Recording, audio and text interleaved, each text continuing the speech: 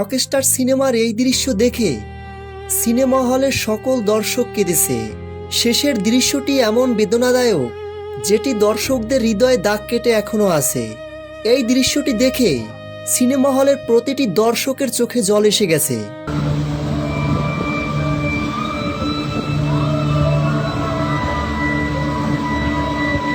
সাবিলা নূরের মৃত্যুতে শাকিব খান যেন ভেঙে পড়েছেন। মনে হয়েছে তার পাশ থেকে পুরো পৃথিবীটাই হারিয়ে গেছে। সবকিছু হারিয়ে নিঃস্ব হয়ে মাটিতে লুটিয়ে পড়েছেন শাকিব খান।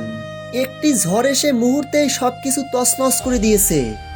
এই দৃশ্যটি দেখে সত্যি সকল দর্শকদের হৃদয় টাচ করেছে। রকস্টার সিনেমাটি দেখে কোনোভাবেই মনে হয়নি এটি একটি সিনেমার কাল্পনিক গল্প। শাকিব খানের অসাধারণ অভিনয় মুগ্ধ করেছে সকল দর্শকদের। বিগত দিনে শাকিব খানের সকল সিনেমার রেকর্ড ব্রেক করবে। রকস্টার সিনেমার গল্প, শাকিব খানের লুক, এক্সপ্রেশন এবং ডায়লগ বলার ভঙ্গিমা সবকিছুই যেন দর্শকদের হৃদয় ছুঁয়ে গেছে। তো ভিউয়ার্স, আপনারা যারা এখনো রকস্টার সিনেমাটি দেখেননি, আপনাদের পাশের নিকটস্থ সিনেমা হলে গিয়ে রকস্টার সিনেমাটি নিঃসন্দেহে দেখতে পারেন।